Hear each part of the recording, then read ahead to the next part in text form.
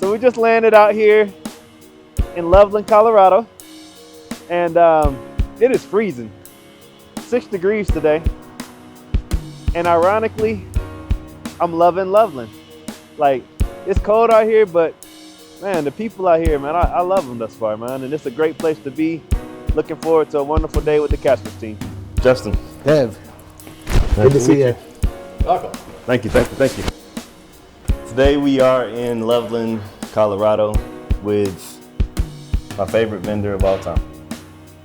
And you guys are my favorite because as I look at my business, as I look at my operations, it takes people that care about what they do. And every time I get a package with that Caspers Electronics logo, I know I got a part or a bundle of parts that's gonna work the first time. So I'm here today to learn about your story. I'm here today to showcase your talents, your skills, your team. It takes a team. You know, you just can't have this imagination and hope that things work. You guys got processes in place that obviously, you know, just me talking to you right now, like what I've seen thus far is like, I see a culture of people that are smiling. You know, I see a facility that is laid out and organized, you know, and I love everything about what I see thus far. Just me telling you what I see thus far, man, I'm really super excited about what we got. Appreciate you coming out, taking the trip out here and seeing our facility. We're pretty excited to show you around and show you what we do. It's one of those things that a lot of people don't realize all of the work that goes into building some of the products that leave here. So I'm excited to show you around and give you a taste of what we do. John Spina. Yes, sir. Take me back to 1986. How old were you? Well, I was 22 years old. Okay. That's dating me. Okay. I was a Ford guy. I'd owned Mustangs, 65, 66s. The last one I finally bought was actually an 87. I thought Ford is the way to go. Ford Oval, fastest car. They're cool. They're just great. So I decided to change my pace a little bit, and I bought an 84 Monte Carlo SS because I just thought it was a cool car. The G-body just got my attention. Anyway, right after I got the car, I'm driving around with my wife, and I come up to a stoplight, and I look to the right of me, and a black car approaches me on the right. And I'm looking at the car. I'm really checking it out. I've never seen up close and personal a Buick Grand National. And this is, it was probably in 85, because it was the end of 84. Anyhow, I look at the driver, and it was Walter Payton. I was shocked. My wife was in the car, and I said, Sue, I said, that's Walter Payton in that car. Now, he's checking my car out because it's dark blue, and I'm checking his car out because it's black. And she said, no, it couldn't be. I said, no, look at him. That's Walter Payton. Now, Payton was with the Chicago Bears, and he was at the top of his career, the best player ever, well known. Anyhow, the light turns, he takes off, and I thought, I'm going to lag behind because I want to see what the back of that car looks like. I knew what the Monte Carlo looked like, and I checked it out, and sure enough, WP34 on the license plate. And I said, that's Walter Payton. He does Buick commercials. They probably gave him that car. Well, sure enough. And at the time, he was a spokesman for Buick. One day, early 85, late 85 or mid 85, I was in my office. I was reading a Car and Driver magazine. And in the magazine, it was talking about the Buick Grand National and how fast it was. And I think there was some sort of connotation about Darth Vader, your car is ready. Mm-hmm. Anyway, as I'm reading the magazine, my coworker walks into my office and he says, hey, I have my Camaro. I'm going to get rid of it. I want to buy something new. And I'm reading the article saying, 0 to 60 in 5.2 seconds. That couldn't be. So I said, why don't you check out this Grand National? And it was on a Friday. Anyhow, I said, if it's what it says it is, it's incredible. I can't believe it. I said, it's a 6-cylinder. There's something wrong with this article. Car and Driver is off base. It can't be. Well, Monday morning, he shows up with this brand new 86 Grand National that the dealer still had some 86s. And so, of course, the first thing I wanted to do was challenge him with my Mustang convertible. I had a 5.0 5-speed. I said, yeah, well, it's not going to beat my Mustang. Well, we went on a little side road, and he wasted me, absolutely wasted me. And I thought, something's wrong. Let's do it again. We did it a second time, and he hurt me even more.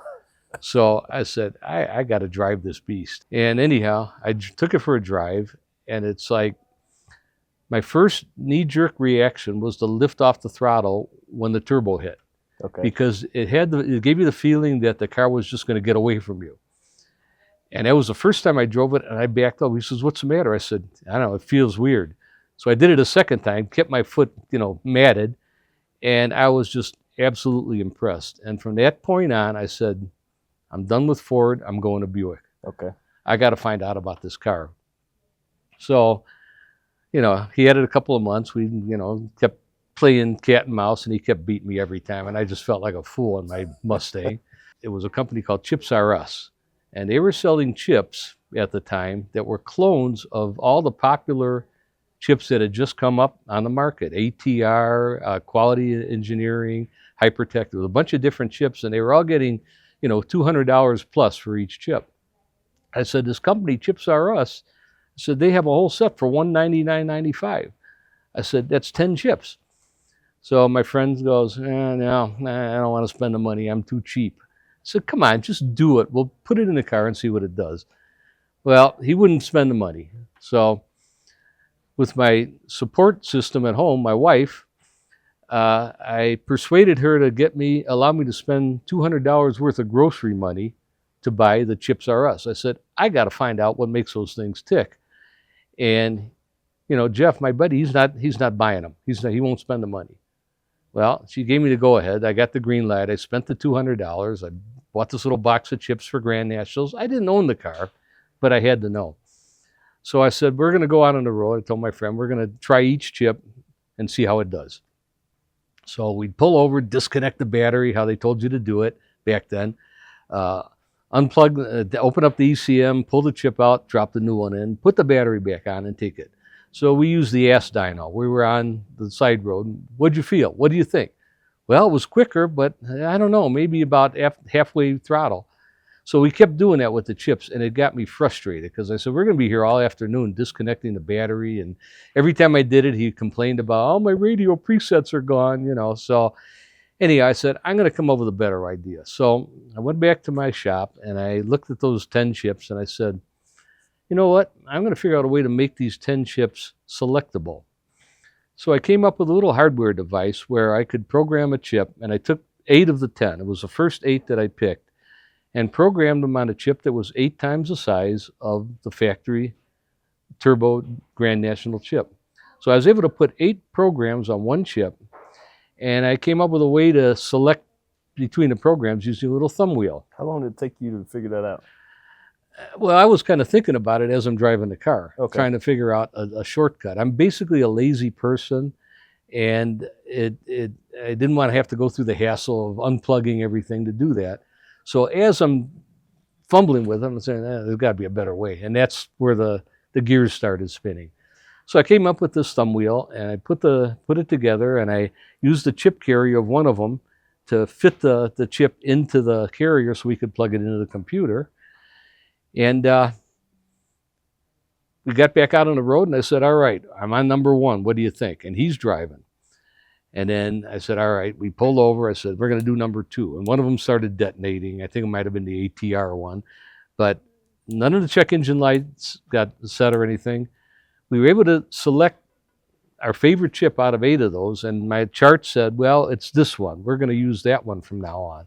But in the meantime, inadvertently, I invented a product that could be marketable for Grand Nationals. I mean, right then, Grand Nationals was starting to get really popular. So what year was this by the time you got this developed and you said this would be a good product?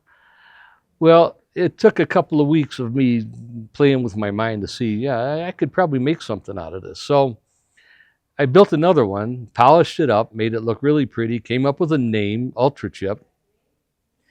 And sure enough, back in my Hot Rod magazine, there was an ad from Dennis Kerben, who had a Grand National and GTO club.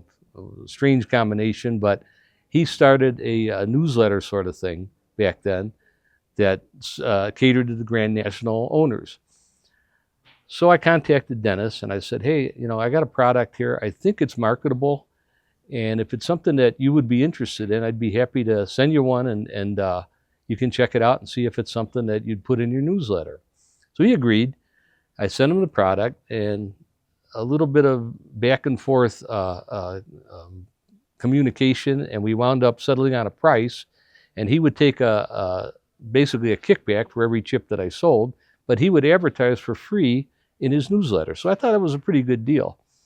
Anyhow, that's where it all kind of started. I started making the chip, and the chip that I did, I was able to hack the 10 chips that I had bought and modify them. I figured out 5% of the code from just hacking, but enough to change the boost and enough to change the timing, and that's all I did.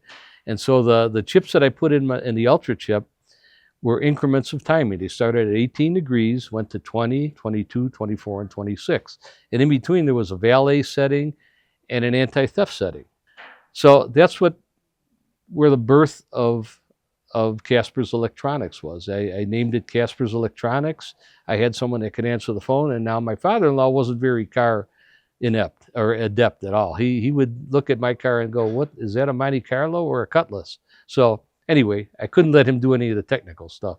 I had to do it. So that's where the name Caspers came from, and we've stuck to it ever since. And the Ultra chip was born. It was unique because it was 8 chips in one package, and it made it different than the other ones out there. And I was able to sell it. I think I sold the chip for $165 at the time, where the other current chips that you found were $200 each for one chip. Okay. So it became real popular, and I've literally sold thousands of those over the years. I used to build the chips on my kitchen table. My wife would help me with it. I'd program them in the spare bedroom. I'd go on the kitchen table and put them together and solder them, and then I'd ship them out. And so that got, I got some momentum going, and I thought, I need more product. Something's got to give here. So it was a little hobby, basically. That's all it really was. I never thought much of it, except it's a glorified hobby that I could make a few bucks at. And I had to pay my wife back that $200. She never forget, but she accepted it. And she was my best support system I'd ever had in my entire life, still is to this day. So kudos to Sue, my wife. At any rate. So by 1995, which is basically going on 10 years of production of the 86, 87 Grand National, had there already been electrical issues with the Grand Nationals? Yes. Okay. And it was almost like a frenzy back in the early 90s, mid 90s. The car was so popular and people were so involved in it, and there was a lot of modifications. Of course, people wanted to modify their engines and add one thing or another, and then it got to the point where by the time you hit the 36-pound injectors, your stock fuel pump was out of fuel.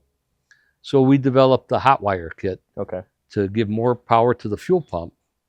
And in the meantime, the wiring's taking a heat. Now, the wire in your normal grandmother's Buick takes normal engine heat. There's no turbo to accelerate the aging of it. Mm-hmm. Whereas the turbo cars, the wiring ages quicker because of the excess heat. Okay. So we were starting to find problems with injector harnesses where the injectors wouldn't connect quite right. Okay. Or they would corrode. Some of the unsealed connectors would form corrosion. Okay. Because of the atmosphere. Little things like that. People were starting to get concerned about their engine harnesses. Okay. And these are the people that want to pull the engine out, put a race engine in, and put an all-new harness in. So there was a market for the harness. Okay. So in 95, first year of getting that product to the market, how many did you say, how many harnesses would you say you sold that first initial year? Oh, maybe 2 or 3. Okay. Yeah, it started out very slow. Okay. But we had the market and nobody else had such a thing. Okay. And it started out very small, very slow. We did a lot of injector harnesses because we had all the colored proper colored wire for the engine harness, we were able to take that same color wire and apply it to a pigtail. So now when you have a bad TPS connector, the wires will match. All you do is crimp them on, tape it up, and you're all set to go. So we found that the aging of the connectors played a major role in the need for pigtails and ultimately the need for the engine harness. Gotcha. So you started out with manufacturing chips. Yeah. At your dinner table. Right. And I'm sure your wife, she came in and helped every once in a while. She would support me all the way. I mean, she was mixing the epoxy while I was putting it on. And this is the chip. That's one of the first product. That is the first product that we built at Caspers. And here's the thumb wheel. And it plugs into the chip. And you can tuck that thing into the space between your radio and your dash. There's a little crevice in the dash where the thumb wheel would fit, and you can click it as you're driving. So technically you can change your program on the fly. Okay. And you come up next to that Monte Carlo, now you want to click it up and then take off. And that was the feature of it. It was instant gratification from. So you go from your dinner table with just you and your wife. Yeah. To fast forward to 2026, you now have got a beautiful facility, 12,000 square feet, over 50 employees. Mm-hmm. Talk about that growth. Talk about some pain points. Talk about how you got, just tell me about that journey. Well, I was always into electronics. And when I started Caspers, it was basically nothing more than a hobby that gave me something to do at night. And the electronics I was in the material handling business, doing design work for the aftermarket material handling, largely electric lift trucks and that kind of thing. So I had my own staff, I had my own people, I had assemblers that we'd build strobe lights and battery discharge indicators, all kind of accessories for the aftermarket lift trucks. Okay. And I was the key designer there. I would design the product, I would design the product packaging, I would help with the advertising. I was a one-stop shop. True product manager. Yeah. Okay. Well, it got to the point where that job, which paid for my groceries, was kind of getting in the way of my Caspers stuff because I really wanted to do the Caspers. So I quit the company and I started my own business called New Source, brought in a partner, and what I did was basically pick cherries. So the stuff that I did for that company, I would find the most profitable items and say, you know what, I'm working for the man, I want to work for myself. So I would create my own product from scratch, but knowing the background of it. And like I said, picking cherries, they were popular and I knew I could sell them. And so I started that business, and 6 months into the business, when I came out with my first catalog, I got sued. My former employer sued me saying, you took away trade secrets and you did this and you did that. I was never under any contract. And for 8 months, we fought back and forth, and it finally wound up in court. They wouldn't settle with us. We wound up in court, 5 days of trial and testimony and bringing former fellow employees, co-workers in as witnesses. And in the end, we won. We beat them. They couldn't support it. So New Source, by that time, was really doing well. We were building up a really nice business. But in the meantime, Caspers was that little, devil on my shoulder saying, come on now, you got to spend more time with Caspers. I shared facilities. I used my employees with New Source to build certain things with Caspers. Gotcha. And back then, we'd do a hot wire kit. We had a piece of tape on the floor and another piece of tape, and we'd measure it out and cut it, Okay. But with New Source, I was able to enhance our production requirements by putting machinery in place, like machinery that can cut wire for us. Okay.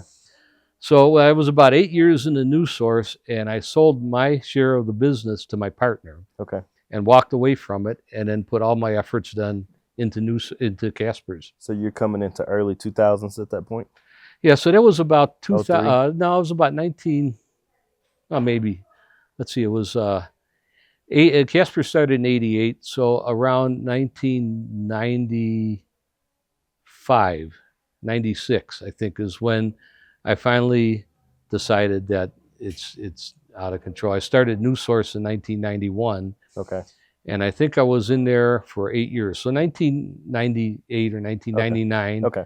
is when I broke off, sold New Source, and started full-time in Caspers. And then we really started adding products and coming up with ideas. So I came up with this device in 1996 called the O2 simulator. Okay. The simulator was a little plug-in thing that I made for the OBD2 cars, because by that time we were getting into all different vehicles. Okay. And what it would do is it would enable you to put long tube headers on your 96 car, Okay. unplug the rear oxygen sensor, and plug my little device in to tell the computer, hey, everything's cool, don't set the check engine light. Became wildly popular because not only were people putting long tube headers in, but they were cutting their cats out and doing all this other fun stuff. So they were defeating the emissions. And by that time, this O2 simulator the ball was rolling out of control. We couldn't build them fast enough. Taxi cab companies would come to us, and they have a fleet of 120 taxis. Wow. They need 120 sims for their cabs, so they don't have to go in and mess around with catalytic converters. And they all used to cut the cats off back in those days. So the next call we got was from the EPA. Okay. Knocked on our door saying, hey, we want you to stop selling that O2 sim. It's a emissions defeat device. And I couldn't really argue with that, but that wasn't the original intention I had. And I used to put on my advertising, off-road use only, but to them it didn't matter. I sold tens of thousands of those things. So they basically came in and said, if you don't stop selling those, we're going to take you into court. You stay in the courthouse. Well, yeah, I know. In fact, I know some of the guys in the courtroom. Anyway, this is federal court. This is the Department of Justice. And these are people I don't want to mess with. And so I hired a lawyer, and the lawyer said, well, you're going to have to stop making them and do this and do that. And I said, well, but they haven't convinced me that they know that this is bad. Well, when I got the letter from the Department of Justice, I was convinced. So anyway, we took the product off the market, and the EPA insisted that we resell or ask and refund every sim that we ever sold. We had to send out literally hundreds and hundreds of letters. And by that time, we were selling them to Jegs and Summit. They were reselling them. We couldn't make them fast enough. Anyhow, we sent out the letters, and they insisted that we refund full retail on every sim that somebody sends us. Well, most of the people wouldn't send them because they didn't want to give the sim up and have to put cats back on the car. So that wasn't the end of the world. But we ended up paying a pretty decent fine. We are the poster child on the EPA. If you ever look it up, you'll see all about Caspers and how we paid an $80,000 fine. But the hard part was we had to take them off the market. And at that point, the sims were 62% of our business. Okay. So picture 62% of Caspers disappearing overnight. And at that point, how much revenue would you say the Grand National stuff accounted for within your product catalog? It was probably about 50 or 60%. Okay. At that point. So it's pretty much half and half. Yeah, we got into a lot of other cars. Somebody would have something, and they need wire, and we'd do it. Okay. So that was a shocker. So how'd you pivot? To hurt the business. I had to fire people that I had from day one.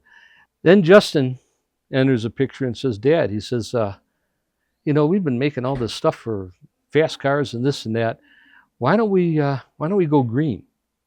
So what do you mean? He said, how you plan to do that? He says, well, I got a call from somebody that's interested in what we have to sell, and they're putting emissions legal add-ons to cars, and maybe we can supply them. So, okay, I think it's a great idea. Right now, I'm open to anything. And we ended up, going into the market with the attitude that we're going to stay emissions legal. What do you need? So we got into a company that sells compressed natural gas conversions, who happen to be General Motors.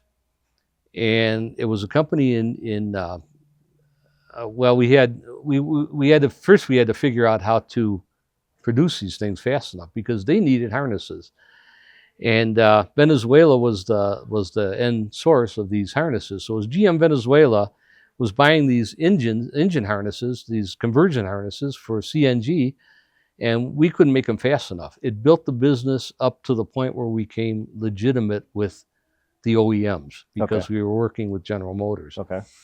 And so now Ford is paying attention, Chrysler's paying attention, and they need little harnesses here and there, and they come to us, and it just kind of evolved from the chip and the Grand National stuff to everything else. So at this point, you're making harnesses for what OEM manufacturers? General Motors? General Motors, Chrysler, Fiat is one, part of the Chrysler, Ford, all the aftermarket people, all the header companies that needed extensions. We were making thousands and thousands of extensions to add the long tube headers.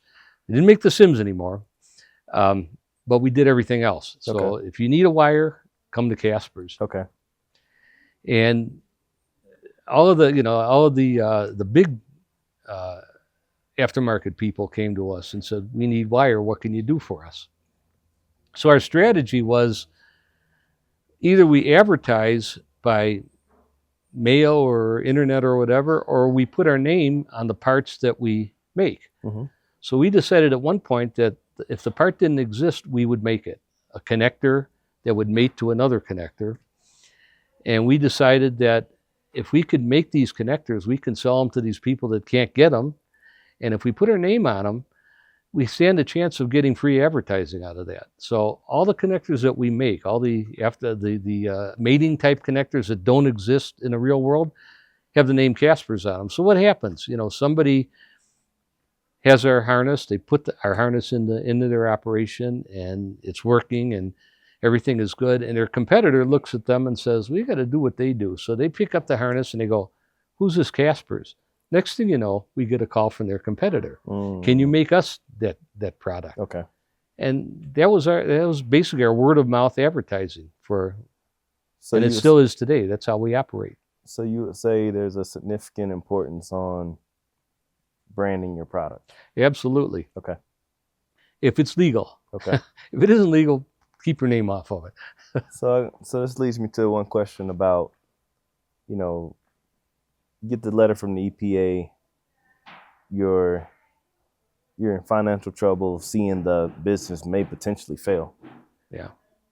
What would you say to entrepreneurs in their journey when things are going great? What would you suggest that they do with the money? Well, from a savings perspective or investment perspective? Save a certain amount of it, reinvest what you make back into the company. And I've always done that. In what ways? In what ways? Give me some examples. I'm sorry? Give me some examples of how you reinvest. Okay, so this sim project is real profitable, and we should all pat ourselves on the back for being able to crank them out so fast and find so many people to buy them. But instead of going crazy and jacking up our salaries, I thought, let's do it logically. Let's take that money, put it back in the company, and along those lines, come up with something spread out a little bit. Okay. Instead of just, turning it into salaries, let's turn it into more business. Okay. And that's what I would suggest. That's how I recommend anybody do is okay. Don't buy that Ferrari, just because you're successful. Think of the future, save and put it in something meaningful, Gotcha. Last couple years around the holidays, I always got something special from you guys. And said I got something for you guys. There's only 1, 2, 3, 4, 5, 6. 6 of these ever made. Turbo 6, I guess. There you go. I got something special for you. And I want you to use this for good times.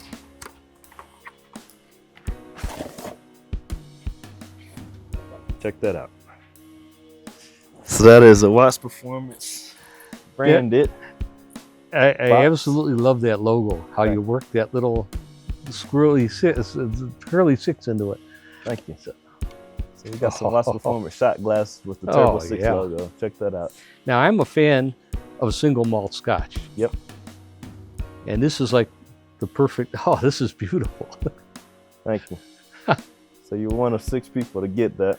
Absolutely. And, this is beautiful. And I just appreciate you guys for thank you so always much. thinking of me around the holidays, and you know, just taking care of me as a vendor. I appreciate you guys. That's beautiful. Thank you.